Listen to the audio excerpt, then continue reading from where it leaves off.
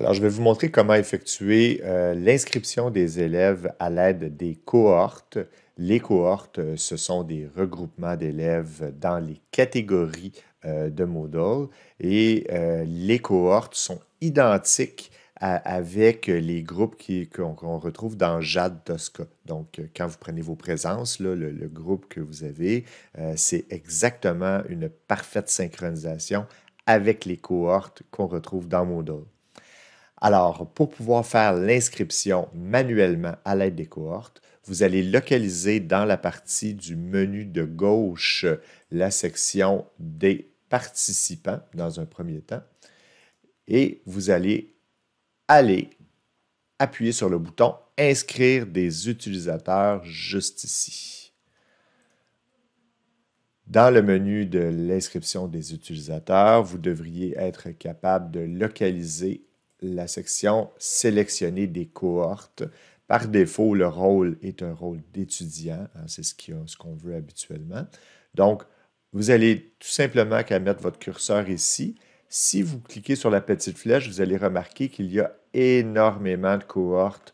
Ce sont toutes les cohortes de votre école. Alors, commencez par taper les lettres du début de votre groupe classe, le même qui se retrouve dans JAD Tosca. Alors, pour les fins de la démonstration, il y a des cohortes qui s'appellent démo, ce qui me concerne. Donc, quand je tape DEM, ben, je vais avoir les cohortes correspondant aux lettres DEM. Donc, si je veux inscrire manuellement les élèves qui sont dans le groupe démo A, je sélectionne comme ça.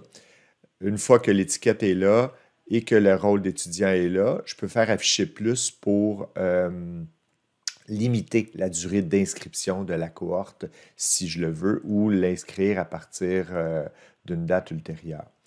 Donc, si je ne veux pas ça, je n'ai rien à faire et j'inscris les utilisateurs et les cohortes. Alors, automatiquement, vous avez eu l'équivalent d'une inscription manuelle, mais tout d'un coup. Alors, j'ai différents élèves qui ont été inscrits ici et avec cette méthode-là, vous allez remarquer qu'il est possible de désinscrire les élèves avec la petite poubelle qui est là. Donc, si je veux redésinscrire manuellement mes élèves, c'est comme ça que je vais faire. Notez que si la cohorte, il y a des modifications dans la cohorte, l'élève ne sera pas ajouté à la cohorte avec cette méthode-là. Il s'agit juste d'une inscription instantanée du groupe au moment où vous le faites. Alors, si un autre élève est ajouté, bien, vous allez devoir faire un ajout manuel. Avec cette méthode-là, ce n'est pas possible de créer des groupes automatiquement. Donc, vous allez devoir aller gérer les groupes. Alors, différentes façons de gérer les groupes. J'aime bien accéder à la section juste en haut ici de gestion du cours. Et dans la gestion du cours, vous avez les groupes qui sont là. Et à l'intérieur d'un cours, c'est possible de créer des groupes de façon à pouvoir dire, moi, je veux regrouper mes élèves dans mon cours avec mon groupe démo A. Vous faites enregistrer et à partir du groupe démo A, vous allez pouvoir ajouter vos utilisateurs pour ultimement les filtrer par la suite. Alors, vous allez devoir faire une gestion manuelle de vos groupes avec cette méthode-là. Je vais vous montrer comment maintenant effectuer une synchronisation de cohorte dans votre cours Moodle de manière à inscrire facilement un groupe et à maintenir cette synchronisation-là constamment dans le temps. Donc, les cohortes sont créées automatiquement et sont un écho, un miroir de ce qu'on retrouve dans JAD Tosca qui a été créé par l'organisation scolaire. Pour pouvoir effectuer la synchronisation de cohorte, vous appuyez sur le bouton de la gestion de votre cours. Et dans la gestion de cours, vous accédez aux méthodes d'inscription. À l'intérieur des méthodes d'inscription, vous devez ajouter une méthode de synchronisation de cohorte. Alors, ajouter une méthode, synchronisation de cohorte. Vous n'êtes pas obligé de nommer l'instance. Vous pouvez la rendre active ou inactive, donc préparer l'instance en attendant. Et vous allez devoir, une fois de plus, sélectionner la cohorte. Alors, évidemment, dans la liste déroulante, vous allez voir toutes les cohortes de votre école. Il y en a énormément, c'est normal. On veut filtrer. Dans mon cas, je vais utiliser le démo B. Donc, je tape le début du nom de ma cohorte, qui est identique à ce que je retrouve dans Toscanet ou Mosaïque, et je vais sélectionner, pour cet exemple-là, démo B. Alors, le système va faire une synchronisation des élèves qui sont présents dans la cohorte DémoB pour les inscrire dans mon cours en tant qu'étudiants. L'avantage de cette méthode-là, c'est qu'on peut aussi créer un groupe. Alors, le système, ce qu'il va faire, c'est qu'il va créer automatiquement un groupe dans mon cours Moodle en fonction de la cohorte et il va maintenir le membership de ce groupe-là dans le temps. S'il y a des élèves qui sont rajoutés à la cohorte automatiquement parce qu'ils sont inscrits par l'organisation scolaire, ils vont être inscrits à votre cours, vous n'aurez rien à faire.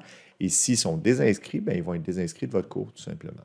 Il n'y a rien qui vous empêche de gérer manuellement, en plus d'ajouter des élèves manuellement si vous utilisez cette méthode-là.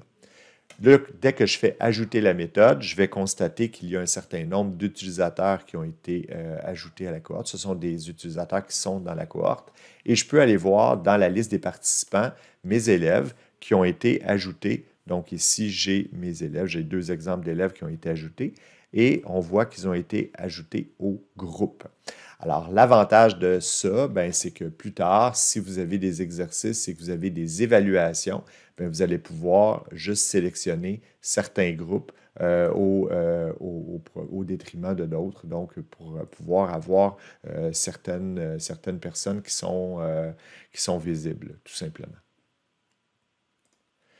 Vous devez noter aussi que lorsque vous faites une synchronisation de cohorte, et là j'invite à regarder juste ici, ces 2 élèves-là ont été inscrits par synchronisation de cohorte, je ne peux pas supprimer l'élève individuellement, alors qu'un élève qui aura été inscrit manuellement, je vais pouvoir le supprimer individuellement parce qu'il va y avoir la petite poubelle à côté. Donc c'est un peu la distinction entre les 2 types d'inscription.